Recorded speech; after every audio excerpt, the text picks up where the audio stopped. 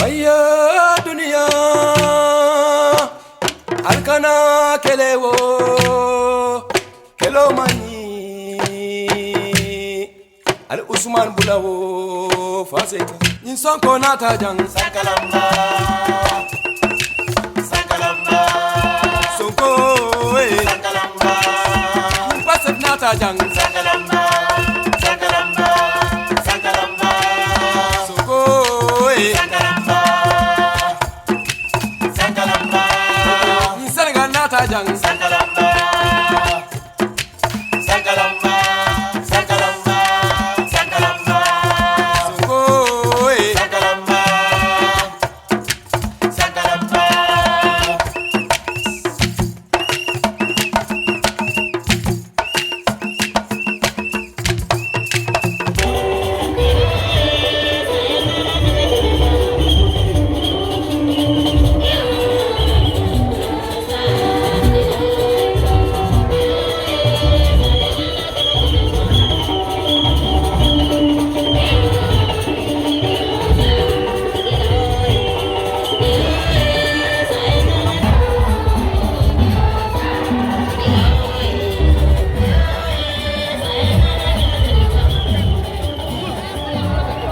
Merci.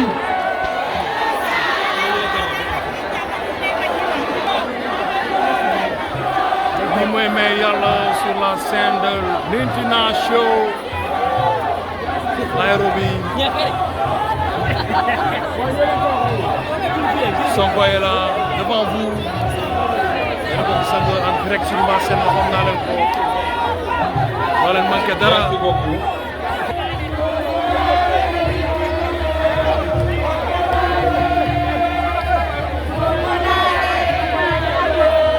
Merci beaucoup à tout le monde.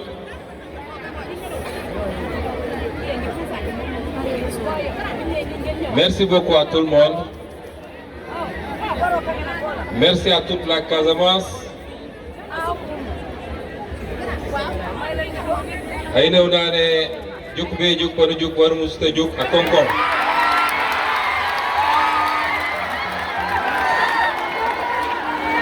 ñeet yeew fu Youlam quelques minutes parce qu'aujourd'hui, tout le Sénégal, ceux qui sont au Sénégal comme ceux qui sont à l'extérieur, sachez que tout le Sénégal est ici à la place Bembaya. Tout le monde écoute, tout le monde suit le live ou bien les lives. Donc, nous avons, comme nous l'avons un important message à délivrer. Et c'est pourquoi, hier, il y a et Bandiat, nous tout le monde ensemble. Vraiment. Yeah. Voilà, il commence. Je vais demander 1 minute de prière. J'ai pas dit 1 minute de silence. Le silence, il y a mieux, c'est la prière. Donc 1 minute de prière pour les 6 victimes de la mine qui a sauté à Kandiadjou la semaine dernière. Ñu taxaw 1 minute ñaanal leen.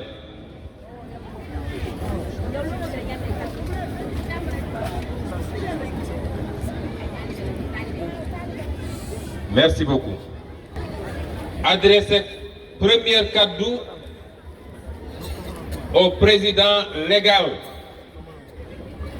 mais illégitime de la République du Sénégal, Karessobou. Yo.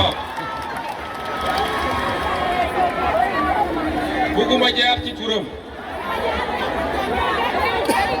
waaye dinaa commencer sama premier cadeau. dañoo bëgg li xew Casamance jeex. bëggatuñu ñu naan ay nit a ngi tëb ci ay mine en Casamance. bëggatuñu ñu naan ay bakkan ngi rot ci Casamance. plus de 40 ans, ça suffit. Ce que nous voulons, ce que le peuple sénégalais veut, mooy ñu xam fan lañu toll ci jàmm ji fii ci Casamance.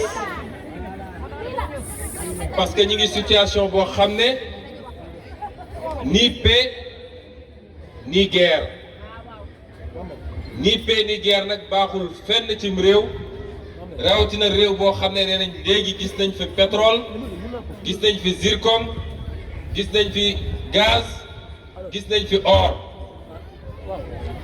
tant que mi ngi am des zones yoo xam ne insécurité am na fa parce que am na ci àdduna bi ñoo xam ne fu ñu ne réew mi am na potentiel ña ngay seet du ñuy déstabiliser réew moom. Ce que nous voulons maintenant, c'est la paix définitive dans tout le Sénégal et en Casamance. Et pendant 40 ans, on nous a dit que c'est un dossier d'État. Pendant 40 ans, on a dit secret d'État. Ken waru cee wax. Même l'Assemblée nationale du Sénégal ne sait pas ce qui se passe. Mais France a un problème de rébellion, indépendantisme en Corse. Dañ koy débattre à l'Assemblée nationale française. Espagne a un problème basque. Dañ koy débattre à l'Assemblée nationale espagnole. Mais ici, personne ne peut vous dire ce qui se passe. Le peuple a besoin de savoir, le peuple a le droit de savoir. Bu dee ñoom mënuñu ko régler ñu bàyyi le peuple jël responsabilité am parce que entre sénégalais bu ñu dajee toog waxtaan juboo définitivement.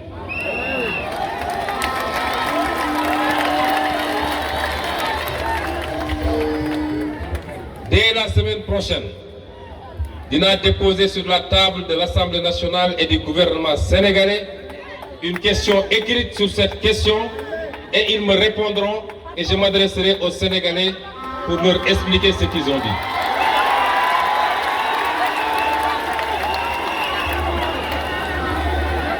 Loolu introduction la woon. J'appelle tout le peuple sénégalais du Fouta à Casamance, de Dakar à Tambacounda, la diaspora, kilifa diine yi ak diine bu munti doon.